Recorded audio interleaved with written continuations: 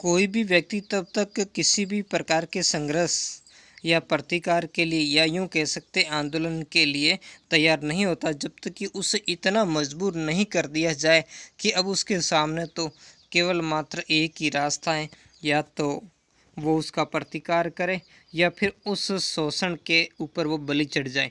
तो ऐसी परिस्थितियां भी इस समय यहाँ उपस्थित हुई थी। हम राजस्थान के किसान आंदोलन की उन कारणों के बारे में, उन गहराइयों के बारे में विस्तृत रूप से जानेंगे कि कैसे 18वीं सदी तक किसानों और जागीरदारों और शासक वर्ग के संबंध अच्छे बने रहे, और उसके बाद ऐसी क्या परिस्थितियां हो गई कि इनके संबंध इतने कटु हो गए कि किसानों को इन जागीरदारों के खिलाफ या इस शासक वर्ग के खिलाफ आंदोलन करने के लिए खड़ा होना पड़ा। और ऐसी उन्हीं परिस्थितियों के अंतर्गत हम देखेंगे, उनके बारे में विस्तार से चर्चा करेंगे कि आखिर क्या कारण रहे, या उन परिस्थितियों के बारे में देखेंगे जिनमें इन जो किसानों, शासकों और जागीरदारों के जो परस्पर संबंध थे, सहयोग और सद्भाव पर आधारित ये संबंध थे, आखिर ये क्यों बिगड़ गए। इन्हीं पूरे कारणों की विवेचना इस पार्ट में करेंगे। फिर इससे आगे नेक्स्ट हम बिजोलिया किसान आंदोलन, फिर सीकर किसान आंदोलन आदि विभिन्न आंदोलनों के बारे में भी देखेंगे। नमस्कार दोस्तों, मैं हूँ अशोक कुमार और आपका मेरे चैनल स्टडी 58 में स्वागत है। वीडियो को लाइक करें और चैनल को सब्सक्राइब करना नहीं भूलें। तो राजस्थान में हमारा टॉपिक है आज, राजस्थान में किसान आंदोलन। तो अंग्रेजी शासन से पूर्व, यानी हम कह सकते हैं 18वीं सदी में जब अंग्रेजों का आगमन हुआ उससे पहले की स्थिति। राजस्थान के राज्यों के देखो, उस समय तीन वर्ग थे। एक तो था शासक वर्ग, उसके नीचे था सामंत जिसे जागीरदार हम कह सकते, फिर थे किसान। अब इन तीनों वर्गों के जो परस्पर संबंध थे वो सहयोग और सद्भाव, तीनों की मतलब तीनों को क्या थी, एक दूसरे की आवश्यकता थी, और एक दूसरे के बिना वो तीनों का अस्तित्व नहीं था, यानी सभी एक दूसरे के ऊपर क्या थे, निर्भर थे। इसी निर्भरता के कारण इनके आपसी संबंध अच्छे थे। अब कैसे इस लाइन को थोड़ा हमें डिफाइन करना भी जरूरी। जैसे कि शासक और सामंत की, शासक को क्या चाहिए था, अपने राज्य की सुरक्षा के लिए, अपने राज्य के विस्तार के लिए क्या चाहिए, सेना, तो उसके लिए वो सामंतों पर निर्भर था। इसके अलावा जो उसके राज्य से जो भू राजस्व वसूल करते थे वो भी वसूलने का कार्य ये सामंत ही किया करते थे। तो इसी कारण इन दोनों की, सामंत और शासक को एक दूसरे के ऊपर निर्भरता थी। इन कारण इनके बीच में संबंध भी अच्छे थे, और इनको जो शासन के अंदर महत्वपूर्ण पद भी प्रदान किए जाते थे, और इनकी महत्वपूर्ण आत्म सम्मान या कह सकते हैं इनकी आवभगत भी वहाँ पर शासक अपने दरबार में किया करता था। वैसे ही दूसरे ये जो सामंत और किसान, अब जैसे राजा को सहायता सामंत देता था, आखिर उसके लिए सैनिक वो कहाँ से लाएगा, तो इसके लिए वो सैनिक वो किसानों से ही लेगा, यानी उसमें भर्ती किसको करेगा, किसानों को करेगा। अब वो राजस्व वसूलेगा किससे, किसानों से करेगा। यानी इनमें भी आपसी संबंध सहयोग पर आधारित थे, यानी सामंत को किसकी आवश्यकता थी, किसानों की थी। और तो इस तरीके से इनके संबंध भी क्या थे, आपसी सहयोग पर आधारित थे।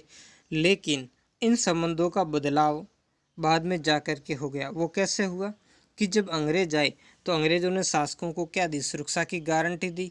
साथ में उनको कहा कि आपको हम सैन्य मदद देंगे जिसका खर्चा आपको देना होगा, आपके राज्य में सेना रखी जाएगी, आपको आंतरिक और बाहरी दोनों ही खतरों से सुरक्षा दी जाएगी। इस कारण शासक को अब तो न जागीरदारों की आवश्यकता नहीं रही, उसके जगह शासक अब जागीरदारों से नकद में पैसा लेने लगा। अब जागीरदारों को क्या हुआ, अब जब राजा को सैन्य मदद की जरूरत नहीं थी तो जागीरदार को किसानों से भी सैनिक सहायता की आवश्यकता नहीं थी। और इसके बाद में जो पासा तिटंग जो हम आगे पढ़ने जा रहे हैं उसके कारण भी क्या हो गए थे, इनके अत्याचार बढ़ गए थे। तो कालांतर में अंग्रेजों ने मेयो कॉलेज, जो कि अजमेर के अंदर स्थित है, के माध्यम से राज परिवारों को पाश्चात्य विचारों और विलासितापूर्ण जीवन के अंदर ढाला। उन्होंने तो योजनाबद्ध तरीके से ढाला ताकि क्या हो, इनके सबके अंदर वर्ग विभेद हो जाए और इनके जो आपसी ये संबंध है ये बिगड़ जाए, यानी भारतीयों के माध्यम से ही भारतीयों का क्या किया जाए, शोषण किया जाए, और ये इन भारतीय ऐसे बन जाए ताकि ये भी क्या हो, उनके सामने आवाज़ नहीं उठा सके। तो भूमि स्वामित्व प्रमुख तो दो प्रकार का था, इसमें दो प्रकार की भूमि। एक भूमि जो शासक के सीधे नियंत्रण में होती थी उसे खालसा भूमि कहे जाते, यानी इस पर राजा का नियंत्रण होता था, यहाँ से भू राजस्व सीधा राजा वसूल करता था और उसके शाही खजाने के अंदर ये जमा होता था। दूसरी भूमि वह थी जो सामंतों या जागीरदार या ठिकानेदारों के नियंत्रण में थी, और ऐसी भूमि को जागीर भूमि कहा जाता है। यानी इस भूमि पर किसका अधिकार होता था, इस भूमि पर सामंतों का अधिकार। सामंतों का अपनी जागीर की प्रजा पर भी क्या था, पूरा अधिकार था।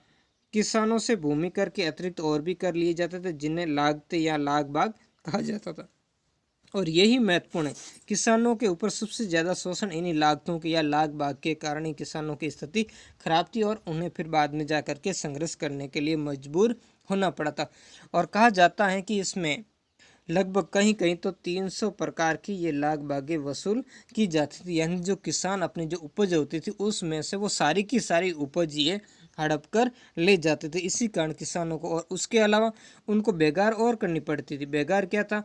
जो बिना पारिश्रमिक यानी बिना मूल्य के जो कार्य करवाया जाता था वो बेगार होती थी। हालांकि इसमें कार्य के बदले अनाज मिलता था। परंतु अंग्रेजी नियंत्रण से पूर्व सामंतों का सहयोगी और उदार दृष्टिकोण नहीं था। पहले क्या था?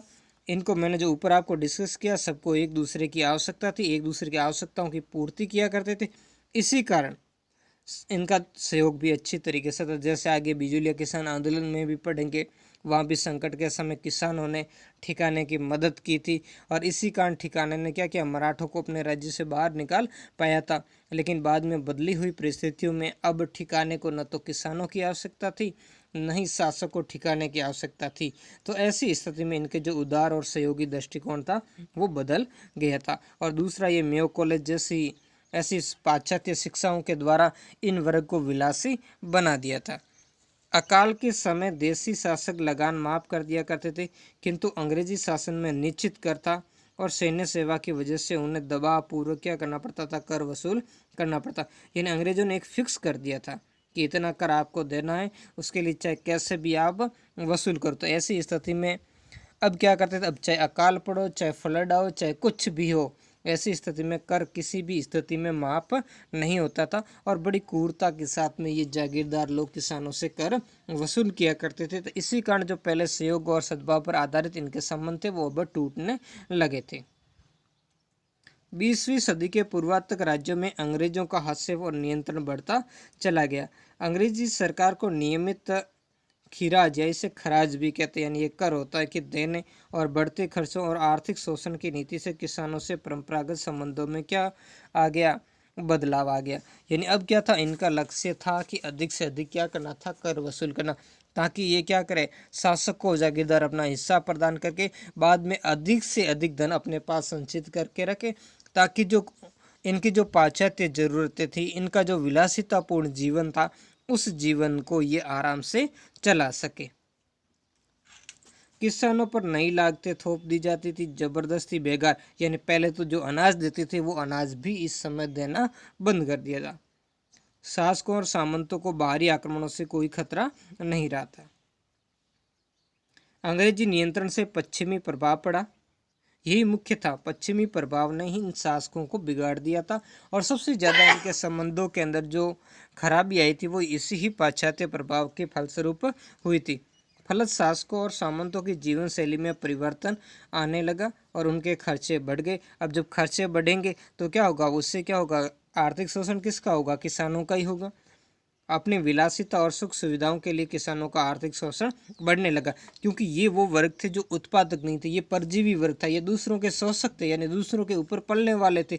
इसी कारण इनके खुद इन्होंने क्या किया? जब भी अपने जो खर्चे, अपने विलासितापूर्ण जीवन, अपनी सुख सुविधाओं को बढ़ाया, और इसके लिए तैयार इसको किसने किया? इस चीज़ में डालने का कार्य अंग्रेजों ने किया। जैसे वर्तमान में नशे की प्रवृत्ति होती है, तो क्या करता है जो नशेड़ी होता है वो पहले क्या करता है? दूसरे लोगों को थोड़ा थोड़ा दे करके नशे का पहले बनाता है आदी, धीरे धीरे। अब जब देखता है कि पूरा वो आदी बन चुका है तो फिर तो क्या करेगा?